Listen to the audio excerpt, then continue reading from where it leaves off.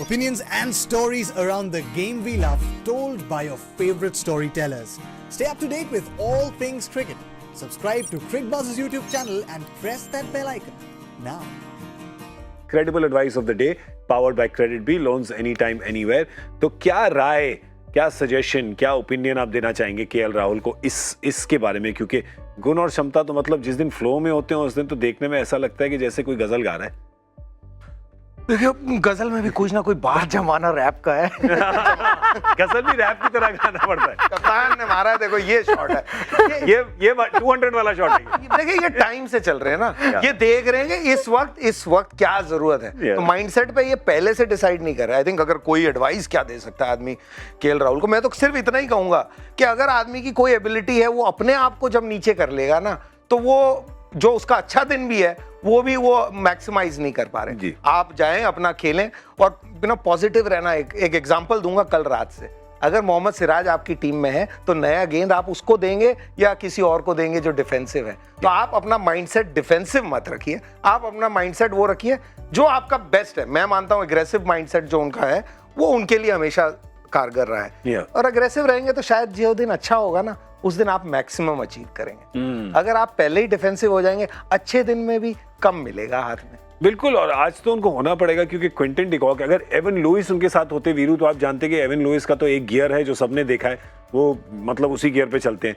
Quinton de Kock को कभी कभी थोड़ा टाइम लग जाता है गाड़ी जो है निकालने के लिए गराज से। और उनका भी कैरियर स्ट्राइक रेट तो ऐसा नहीं है कि 150 का, उनका भी 120-130 के बीच में ही है क्विंटन डिकॉक का। तो दो एक जैसे प्लेयर खेलेंगे तो फिर आप पावर प्ले कैश नहीं कर पाएंगे। तो बेहतर है कि ऐसा खिलाड़ी आए जो पावर प्ले कैश करे। या फिर मेरी एडवाइस तो नहीं, मैं कहूँगा मेरी राय ये है केएल राहुल के लिए कि भाई आप बिंदास खेलें। भूल जाएं कि आप कप्तान हैं, ये सोचें कि आप एक नॉर्मल प्लेयर हैं, एज ए प्लेयर गए हैं, आपका काम है पावर प्ले कैश करना। अगर वो कैश कर ले तो बाकी तो प्लेयर हैं आपके पास, कुणाल पांड्या हैं, हुडा हैं, वो सब प्लेयर हैं जो बाद में देख लेंगे।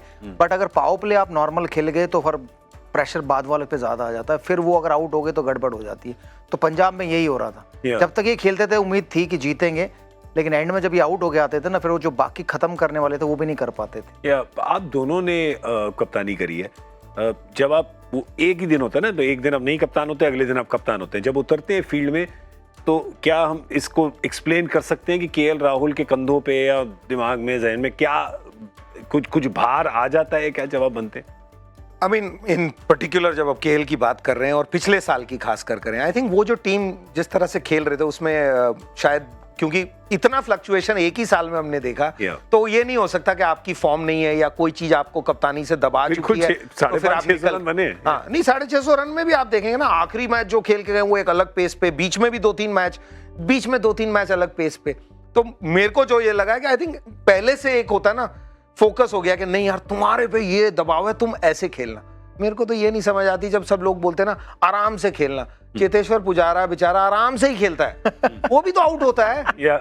आउट होना जब है वो है कि आपको गेंदबाज ने चकमा दे दिया या कोई बीट कर गए। शॉट मारना कईयों के पास है एबिलिटी और कईयों के पास नहीं है। जिसके पास नहीं है वो ना कोशिश करे स्ट्राइक रेट बढ़ाने की, लेकिन जिनके पास है और इनके पास भी है, तो आप अपनी गेम खेलें, उसमें दिन होगा। अगर वीरेंद्र सहवाग ने 150 की स्ट्राइक रेट से खेला है पूरा करियर, इसका यह मतलब थोड़ी है कि हर बार 150 से खेले हैं। कभी 90 पे भी खेले होंगे, कभी 120 पे, कभी 140 पे, कभी 240 पे भी खेले होंगे, लेकिन वो कंडीशंस बताती है ना। करेक्ट। तो आपको कंडीशंस देख के खेलना है। अगर हम यहाँ बैठ के बोल रहे हो अगर वो उस दिन की तरह सीमिंग विकेट हुई तो शायद 120 भी काफी है। तो ये स्ट्राइक रेट हमारे लिए जो एनालिस्ट हैं इनके लिए छोड़ दें। आप अपना जो मैक्सिमम है ना, आपकी जो गेम है आप जाके जो कर सकते हैं, इसीलिए आप ओपन करने जाते हैं। एक छोटी सिंपल चीजें हैं, ये कोई नई नहीं है। पुराने जमाने में होता था कि सबके नंबर थे, ये ओपनर हैं, ये मिडिल ऑर्डर हैं, ये 4 पे खेलते हैं, 5 पे खेलते हैं। अब जमाना क्या है, 20 साल पहले या कुछ जब तेंदुलकर साहब ओपन करने गए तो लोगों ने कहा अरे ओपनिंग ऐसे भी हो सकती है। फिर वीरेंद्र सहवाग आए तो उसको ओपनिंग को अलग लेवल पे ले गए।